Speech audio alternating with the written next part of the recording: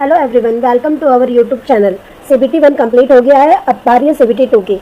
तो CBT 2 में आपको बेसिक क्या क्या पता होना चाहिए, कौन कौन सी एसेंशियल मटेरियल आपके पास होनी चाहिए और कैसी तैयारी करनी चाहिए, इसका रोड मैप क्या होना चाहिए, कितना टाइम आपको मिलेगा CBT 2 की तैयारी के लिए और किस टाइप के क्वेश्चन पूछे जाते हैं और लास्ट ईयर किस टाइप का क्वेश्चन पूछा गया था। तो इस वीडियो में हम लोग ये पूरा देखेंगे ताकि आपको एक ही वीडियो में आपको पूरा आइडिया लग जाए।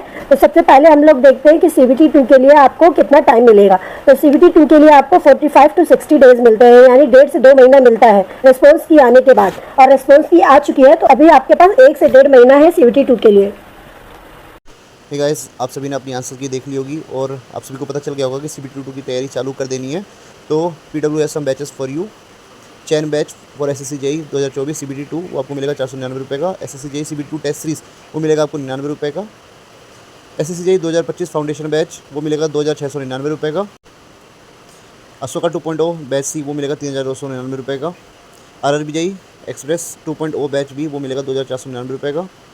कर्तव्य बैच बी वो आपको मिलेगा 3999 रुपये का, जिसमें आपको 2 साल की वैलिडिटी भी मिलेगी।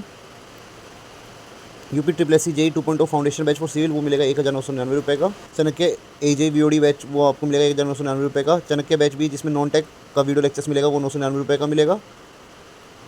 RRB ALP 2024 assistant loco pilot CBT 1 and 2 इसमें आपको टेस्ट भी मिलेंगे वो मिलेगा 999 रुपये का। Batch officer SSC JEE RRB JEE NHPC UPPSC DSSB JEE DFCCIL UPPSC MPPSC RSM SSB JEE BARC ISRO और state AJE and PSU aspirants based on new exam pattern and syllabus. Lecture will be delivered in English language. Class note, DPP and DP solution is also provided. Chapter wise shortness is also provided. Weekly test, subject wise test and mock test is also provided. Live lecture by India faculty on PWF और एक आपको extra doubt reason मिलेगा जिसमें आप अपनी queries को solve कर सकते हैं। Also PW is providing AJE खजाना with the batches at just 1499 in which you get recorded lecture by India's best faculty on PWF. DPP and DPP solution will also provided in bilingual language. Also अगर आप मेरा coupon code use करते हैं RIS 200 तो आपको instant 200 rupees का discount मिलेगा on PWF। Link in description. तो जल्दी जाइए PW के ऐप को डाउनलोड कीजिए और कोर्स को परचेस कीजिए। तो पहले कुछ चीज़ें देख लेते हैं CBT 2 के एग्ज़ाम के लिए जो हम लोग को ज़रूरी है जानना। तो उसका मीडियम होता है हिंदी और English. So number of questions होते हैं 100 और टोटल मार्क्स होता है 300। एक क्वेश्चन होता है 3 मार्क्स का और टाइम ड्यूरेशन होती है 2 आवर्स। और जो सब्जेक्ट होते हैं वो मैकेनिकल, इलेक्ट्रिकल और सिविल तीनों के होते हैं और 100 क्वेश्चंस आते हैं टेक्निकल के। एक क्वेश्चन 3 मार्क्स का होता है और इसमें नेगेटिव मार्किंग होती है 1/3 की। तो ये बेसिक आइडिया है CBT 2 का।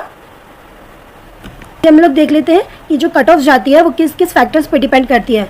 तो वो number of candidate who appeared, normalization based on the shift difficulty levels, the number of vacancy has been announced, the level of difficulty of the questions and candidate average score. ये 5-6 चीज़ें हैं जिस पर depend करती है कि कितने candidates apply किए हैं और शिफ्ट की कितने शिफ्ट में डिफ़िकल्टी लेवल्स कितनी थी और कितनी वैकेंसी है और उसके लेवल क्वेश्चंस का लेवल कितना है और कैंडिडेट का एवरेज मार्क्स कितना वो स्कोर कर रहे हैं। तो ये बेसिक चीज़ें हैं जिस पे कट ऑफ डिपेंड करता है। अभी हम लोग देखते हैं CBT 1 का जो लास्ट ईयर का कट ऑफ गया था वो कैसा गया था।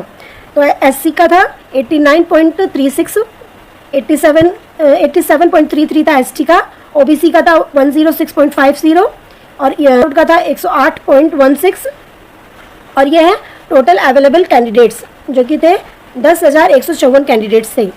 अभी हम लोग सिलेबस देख लेते हैं जो कि CBT 2 के लिए। तो ये सिलेबस सेम ही होती है जो कि CBT 1 में होती है। फिर भी एक बार देख लेते हैं। BMC and CT, surveying, soil mechanics, irrigation and hydrology, RCC, estimation, costing and valuation, fluid mechanism, HM and OCF, environment engineering, steel structure, structural analysis, highway जिसमें railway and airport engineering both, CPM and PERT, strength of material. तो ये सारे subjects आते हैं। अभी हम लोग subject का वेटेज देख लेते हैं CBT 2 के लिए। जो लास्ट ईयर का था उसके बेसिस पे हम लोग एनालाइज करेंगे। तो लास्ट ईयर का जो था और ये इतने क्वेश्चंस थे जो कि ऑलमोस्ट पूछे गए थे इस टॉपिक से। तो फिर देखते हैं कि कौन से सब्जेक्ट से कितने क्वेश्चंस थे। BMC एंड CT से 16 मार्क्स के क्वेश्चन थे, सर्वेइंग से 12 क्वेश्चन, सॉइल मैकेनिक्स से 11, इरिगेशन एंड हाइड्रोलॉजी से 10, RCC से 10, एस्टिमेशन एंड कॉस्टिंग से 9, फ्लूइड मैकेनिक्स एंड OCF से 13। तो टोटल 81 क्वेश्चंस इससे ही थे। अभी हम लोग देख लेते हैं कि हम लोग को कितना, एक रफ आइडिया ले लेते हैं कि कितना मार्क्स हम लोग को CBT 2 में आएगा तो हम लोग का कट ऑफ क्लियर होगा। तो हम लोग पेपर होता है उसका वो ओवरऑल 500 का होता है जिसमें से लास्ट ईयर का कट ऑफ गया था 346 अभी और लास्ट 08 आया CBT 1 में। तो हम लोग को अभी 238 यानी अराउंड 240 हम लोग को लेके आना पड़ेगा CBT 2 में ताकि हम लोग का कट ऑफ क्लियर हो जाए और तभी ये दोनों मिलाकर होगा 346 के आसपास। यानी एक क्वेश्चन एक क्वेश्चन 3 मार्क्स का होता है, यानी हम लोग को 80 आउट ऑफ 100 क्वेश्चंस करेक्ट करने पड़ेंगे, जो कि बहुत बहुत टफ चैलेंज है अगर आप CBT 2 के लिए तैयारी करेंगे। तो इससे ये होता है कि जितने ज़्यादा मार्क्स आपके CBT 1 में हैं उतना ही आपके ऊपर कम प्रेशर होगा CBT 2 के लिए। एग्ज़ाम लेवल देखते हैं CBT 2 का, तो किस टाइप के एग्जाम्स के लेवल होते हैं और किस बेसिस पे होते हैं। तो डायरेक्ट डाटा बेस्ड क्वेश्चन आते हैं, स्टेटमेंट बेस्ड क्वेश्चन आते हैं, न्यूमेरिकल बेस्ड क्वेश्चन आते हैं, असर्शन रीजनिंग के क्वेश्चन आते हैं, ट्रू एंड फॉल्स आते हैं, एंड मैच द कॉलम्स। तो इस टाइप के क्वेश्चन आते हैं CBT 2 में। आफ्टर रेस्पॉन्स की CBT 0, मतलब कि CBT 1 के रेस्पॉन्स की आने के बाद आपको क्या करना है। तो अभी जैसे रेस्पॉन्स की आ गई है, तो अभी हम लोग का मेन फोकस क्या होना चाहिए। तो पहला जो चीज़ करना है हम लोग को वो है क्वेश्चन प्रैक्टिस करना है। मतलब कि अभी जितना आपने ऑलमोस्ट थ्योरी तो कर ही रखा होगा CBT 1 के लिए, और CBT 2 में भी ऑलमोस्ट सेम ही सब्जेक्ट होते हैं। तो हम लोग को जितने ज़्यादा आप क्वेश्चन प्रैक्टिस करेंगे उतना ज़्यादा आपको CBT 2 में बेनिफिट मिलेगा। Theory subject knowledge 60 to 70%। तो अभी आपको क्या है कि 60 to 70% CBT 1 की वजह से आपकी थ्योरी कंप्लीट हो ही गई होगी। तो जो आपका बेसिक, मतलब जो आपका कम है, जितना आपको लगता है कि ज़रूरत है, ये टॉपिक मेन है, सिर्फ उतना को पढ़ना है, सारा थ्योरी को नहीं पढ़ना है, क्योंकि जितना ज़्यादा आप क्वेश्चन लगाइएगा उतना ही ज़्यादा आपके लिए बेनिफिट होगा। तो अभी जो 1.5-2 महीना है उसमें थ्योरी नहीं पढ़कर आप सिर्फ क्वेश्चन लगाइए और सिर्फ वो शॉर्ट नोट्स को पढ़िए जो आपको लग रहा है कि आपको ज़रूरत है और उसकी थ्योरी आप मिस कर गए थे CBT 1 के टाइम में। टाइम मैनेजमेंट बहुत ज़रूरी है, क्योंकि आपके पास ज़्यादा टाइम नहीं है, आपको पूरा 1.5 महीने में आपको CBT 2 का पूरा अच्छे से करना है। तो टाइम मैनेजमेंट बहुत इंपॉर्टेंट है।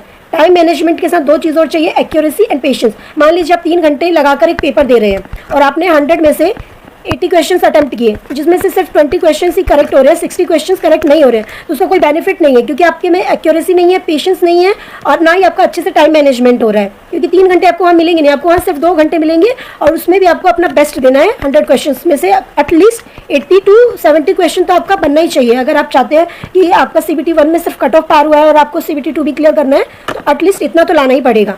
तो ये सब चीज़ें मेन है। अब देख लेते हैं material you must have for CBT 2। क्या क्या चीज़ें आपके पास होनी चाहिए CBT 2 के लिए अगर आप तैयारी कर रहे हैं। तो CBT 2 question paper with solutions, last year के जो भी 3 या 4 साल के आप उठा सकते हैं प्रीवियस ईयर क्वेश्चन पेपर और जो भी। तो आप जितना प्रीवियस ईयर क्वेश्चन पेपर लगाइएगा उतना ही आपका आइडिया मिलेगा कि किस टाइप के क्वेश्चंस पूछे जाते हैं, और आपके कॉन्सेप्ट्स भी क्लियर होंगे। ESE प्रीलिम्स क्वेश्चंस, तो ये भी आप जितना ज़्यादा क्वेश्चन लगाइएगा उतना आपके लिए बेनिफिट होगा। State engineering AE exam question paper with solution, जितने AE के एग्जाम लगेंगे, क्योंकि उसका लेवल थोड़ा एडवांस लेवल होता है, तो जितना ज़्यादा आपका कॉन्सेप्ट क्लियर होगा उतने ज़्यादा आपके क्वेश्चंस बनेंगे। Detail notes plus short notes, आपको ज़्यादा डिटेल्स नोट में नहीं जाना है, आप जितना ज़्यादा शॉर्ट नोट्स पे करेंगे उतना ही आपका क्विक रिवीजन हो जाएगा। अगर आप डिटेल नोट्स सिर्फ उन टॉपिक्स का देखिए जिसका आपको लगता है कि ये टॉपिक इंपॉर्टेंट है, क्वेश्चंस आए हुए हैं और आपको इसका आइडिया नहीं मिल रहा, सिर्फ उन्हीं का डिटेल नोट्स देखना है। नहीं तो अभी डिटेल नोट्स पे नहीं जाना है, सिर्फ शॉर्ट नोट्स पे जाना है, ताकि आपका जल्दी रिविजन हो सके। और एट द एंड आपको मॉक टेस्ट पे फोकस करना है, क्योंकि मॉक टेस्ट ही जो है की टू सक्सेस है। आप जितना ज़्यादा मॉक टेस्ट लगाएंगे उतना ही आपके लिए अच्छा। लेकिन मॉक टेस्ट लगाने का मतलब ये नहीं कि टेस्ट पे टेस्ट लगाए जाओ और उसको एनालाइज नहीं करो। टेस्ट लगाओ, उसको एनालाइज करो, अपने वीक पॉइंट देखो, अपने स्ट्रॉन्ग पॉइंट्स देखो, अपने सब्जेक्ट के मार्क्स को एनालाइज करो, किसका सब्जेक्ट आपको लग रहा है कि वीक है, उसके थ्योरीज देखो, और फिर उसके अगले मॉक टेस्ट पे जाओ। तो ऐसे आपको मॉक टेस्ट की प्रैक्टिस करनी है। So hope you like this video. हम लोगों ने कोशिश की है कि आपके जितने क्वेश्चंस बनते हैं CBT 2 से आपके माइंड में आ रहा होगा वो सारी क्लियर करने की। अगर फिर भी अगर आपको कोई डाउट है और हम लोग मिस कर गए हैं तो आप कमेंट में पूछ सकते हैं। Thanks for watching.